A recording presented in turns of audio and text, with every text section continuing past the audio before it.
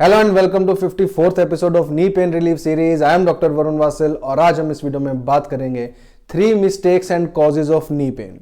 अब ये मिस्टेक्स और कॉजेज मैं इकट्ठा इसलिए कह रहा हूँ क्योंकि ये हमारी गलती की वजह से ये कारण बनता है आपके नी पेन होने का।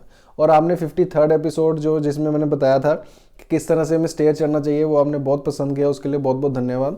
तो इसमें अब मैं आपको बताऊंगा कि हमारी 3 ऐसी गलतियां होती हैं जिसकी वजह से नी पेन शुरू होता है। क्योंकि लोग क्या कहते हैं, वो कहते हैं कि हम तो आराम से बैठे थे, हमने तो कुछ भी नहीं किया, ना हमने जंपिंग किया, ना हमारी एज है नी पेन होने की, फिर मुझे नी में पेन क्यों हो गया। तो ये आपके जो 3 गलतियां हैं ना, जो आप रोज़ करते हैं, उसकी वजह से ये कारण बनता है नी पेन का। तो वो मैं आपको बताऊंगा, तो इस वीडियो को लास्ट तक ज़रूर देखिए। तो डेली रूटीन की 3 ऐसी गलतियां हैं जो हम रोज़ करते हैं जिसकी वजह से नी पेन होता है। उसमें फर्स्ट मिस्टेक कौन सी है, हम क्या करते हैं, इस तरह से जाते हैं अपने बेड पे और ऐसे नी रख के इस तरह से बैठ जाते हैं। अब देखिए, इस तरह से बैठ जाते हैं, या कई लोग तो खाना भी ऐसे खाते हैं, एक नी यहाँ पे पड़ा है, तो कई लोग तो चलो दोनों क्रॉस लेग करके बैठते हैं, चौकड़ी मारते हैं, वो तो बात समझ भी आती है। जो लोग ऐसे बैठते हैं और ऊपर से ये पैर इसके ऊपर रख लेते हैं, अब देखिए इस तरह से जब आप बेड पे बैठते हैं या आप अपने सोफे पे बैठते हैं तो क्या होता है, नी पूरा हाइपर फ्लेक्शन में, पूरा उसके जो लिगामेंट्स है वो खींचे रहे हैं, लूज हो जाते हैं लिगामेंट इस तरह से।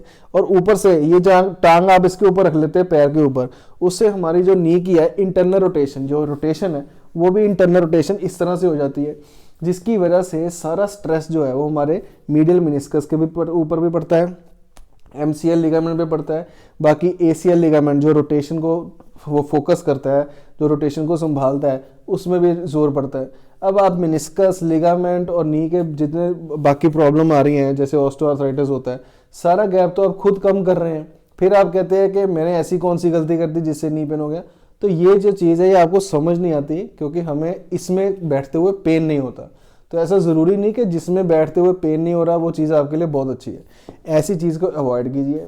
आपने अगर बैठना ही है तो प्रॉपर चेयर पे बैठिए इस तरह से, जिसमें हमारे दोनों नीज जो हैं वो नीचे लगे रहें आराम से, जो हमारे पैर हैं वो नीचे लगे रहें और नी आराम से अब अपना जो बैठने के लिए नी को इस तरह से यूज़ कर सकते हैं।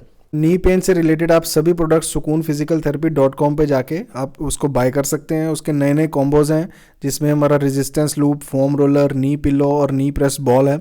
आपको अलग अलग कॉम्बोज मिल जाएंगे। वो सभी कॉम्बोज आप sukoonphysicaltherapy.com पे जाके या नीचे लिखे नंबर पे जाके उसको ऑर्डर कर सकते हैं। व्हाट्सएप मैसेज कीजिए तो आपको सारे कॉम्बोज के जो प्राइस हैं वो पता लग जाएंगे। अब सेकंड मिस्टेक हम करते हैं अपनी वॉकिंग में। अब वॉक करते करते हम क्या करते हैं, इस तरह से वॉक कर रहे हैं, तो जब हमने घूमना होता है, मान लीजिए टर्न लेना है वॉक करते करते, तो टर्न लेते लेते हम क्या करते हैं, पैर वहीं फिक्स हो जाता है, पूरा अपनी बॉडी जो है वो नी के ऊपर इस तरह से घुमा लेते हैं। ये सबसे ज़्यादा कारण बनता है हमारा ACL टीयर होने का, क्योंकि आपका पैर फिक्स है और अपर बॉडी आपने पूरे वेट के साथ नी के ऊपर घुमा दिया।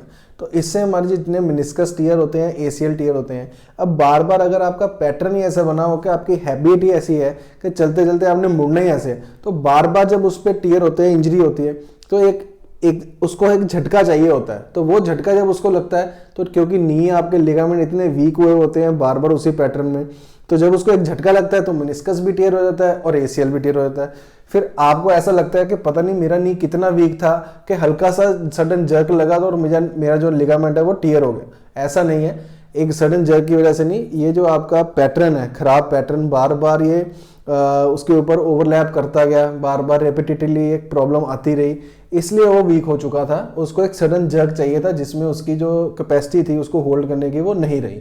तो इसलिए अगर आप बार बार, मान लीजिए हम इस तरह से चल रहे हैं और अगर हम पूरा पैर उठा के इस तरह से मूव करेंगे तो कोई दिक्कत नहीं है। तो आप इसको अपने पैटर्न को अच्छा कीजिए, हैबिट को अच्छा कीजिए, क्योंकि जितना हम इसको ठीक करेंगे उतना हमारा वॉकिंग स्टाइल भी अच्छा होगा और नी को प्रॉब्लम भी कम आएगी और आपको जो टीयर होते हैं वो कम हुआ करेंगे। तो अब चलते हैं अपनी थर्ड मिस्टेक की तरफ, और ये मिस्टेक सभी लोग घरों में करते हैं। आप मुझसे रिलेट भी कर पाएंगे क्योंकि हम जब भी घर पे बैठते हैं, ऑफिस अपने कई बार ऑफिस में भी बैठते हैं और बड़ा रिलैक्स होकर बैठना होता है, तो क्या करते हैं, अपने स्टूल के ऊपर इस तरह से टांगे रख लेते हैं। काफ़ी लोग रखते हैं। अब इसमें क्या मिस्टेक होती है, ग्रेविटी की वजह से हमारी जो नी है वो हाइपर एक्सटेंशन में चले जाते हैं। क्यों? क्योंकि ग्रेविटी नीचे को पुल कर रही है, पैर भी सपोर्टेड है, बटक भी सपोर्टेड है, और जो बचा रह गया हिस्सा नी वाला वो झूल रहा है नीचे की ओर। अब इससे हाइपर एक्सटेंशन होने से क्या होता है, हमारा ये जॉइंट है यहाँ पे बहुत ज़्यादा स्ट्रेस पड़ता है, हैमस्ट्रिंग जो मसल है वो खिंचा हुआ है, अब वो इतना खिंचा हो जाता है जिसकी वजह से मसल इंस्टेबिलिटी शुरू हो जाती है। और हाइपर एक्सटेंशन होने की वजह से जॉइंट जो अपना बोन टू बोन है वो फ्रिक्शन भी बढ़ जाता है। क्यों? क्योंकि हमने सारी उसकी स्पेस लॉक्ड पोजीशन में कर दिया। हाइपर एक्सटेंशन में 0 डिग्री से भी नीचे को चला गया वो, जबकि होना क्या चाहिए था, इसके नीचे सपोर्ट होनी चाहिए थी, या हम पूरे अपने पैर जो है वो आगे कर लें। इससे भी ऊपर भी सोने पे सुहागा लोग क्या करते हैं, इस तरह से पैर को एक के ऊपर एक रख लेते हैं ऐसे। अब उससे अब मेरा जो फुट है, ये हमारा जो लेफ्ट है, उसने राइट के ऊपर और प्रेशर डाल दिया। अब उसके बाद जब वो उठेंगे, एक तो उनसे चला नहीं जाता, सीधे थोड़ा सा लंगड़ा के चलेंगे थोड़े कदम, और जब भी वो इतनी देर के बाद पैर रख के उठेंगे तो उसमें हाइपर एक्सटेंशन हुआ नहीं, एकदम से वेट नहीं ले पाएगा, फिर ज्वाइंट टू ज्वाइंट अपना बोन टू बोन फ्रिक्शन भी होगा। इस कारण की वजह से, इस हाइपर एक्सटेंशन की वजह से बहुत सारे लोगों को प्रॉब्लम आती है, और उनके जो लिगामेंट्स हैं वो इतने वीक हो जाते हैं, या कुछ लोग लिगामेंट्स हैं मसल में या लिगामेंट्स में इतनी इंस्टेबिलिटी शुरू हो जाती है कि नी को स्टेबिलिटी नहीं मिलती, इसलिए उनका जो पेन है वो बढ़ जाता है। तो अब आपको मैं दिखाता इस तरह से आपको बैठना कैसे चाहिए। मान लीजिए आपने ऐसे ऐसे बैठना भी है ना, तो क्या करना चाहिए आपको, इस स्टूल को पास कीजिए और पूरा काफ मसल तक रखिए ऐसे। अब इस टाइम जो हमने काफ मसल तक, नी के नीचे तक सपोर्ट वैसे तो आइडियली होनी चाहिए।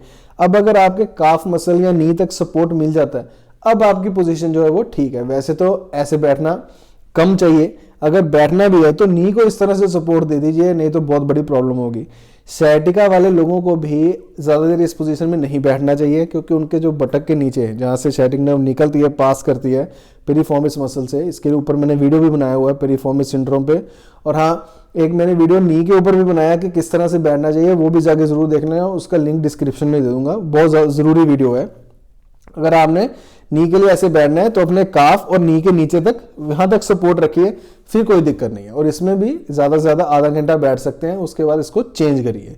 और नहीं चेंज करना तो इस तरह से एक पैर को रिलैक्स कर लीजिए, दूसरे को रख लीजिए, इसको रिलैक्स करके इसको जगह दे दीजिए। तो सपोर्ट जो है वो यहाँ तक होनी चाहिए।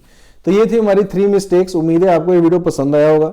और इस वीडियो के बाद आपने जो हमारा पहला वीडियो है जो स्टेयर्स कैसे चढ़ते हैं नी पेन वाले पेशेंट, वो जरूर देखना, उसका भी लिंक डिस्क्रिप्शन में मिल जाएगा। तो इस वीडियो को लाइक कर दीजिए, शेयर कर दीजिए, चैनल सब्सक्राइब जरूर कर लीजिए, क्योंकि इसका एक भी वीडियो मिस करने वाला नहीं है। जितना लोगों के साथ शेयर करेंगे उतना लोगों को समझ आएगी कि हमें कौन सी मिस्टेक्स होती हैं और किस वजह से हमारा नी पेन शुरू होता है। तो कॉजेज और मिस्टेक इसीलिए मैंने ये वीडियो में इकट्ठा रखा था। और नी पेन के अराउंड अगर आपको नी प्रोडक्ट्स चाहिए तो हमारा जो सुकून फिजिकल थेरेपी वेबसाइट है वहाँ जाके आप ऑर्डर कर सकते हैं। नीचे लिखे नंबर पे नी कॉम्बोज बने हुए हैं, एक्सरसाइज कॉम्बोज हैं, नी पिलोज है, तो उसको ऑर्डर करने के लिए नीचे लिखे नंबर पे जाके ऑर्डर कर सकते हैं। और मुझसे 1-to-1 कंसल्टेशन के लिए भी नीचे लिखे नंबर पे जाके अपॉइंटमेंट बुक कर सकते हैं। उसकी छोटी सी फीस है, उसको पे करके आप मुझे 1-to-1 कंसल्ट कर सकते हैं। Have a nice day, take care of yourself.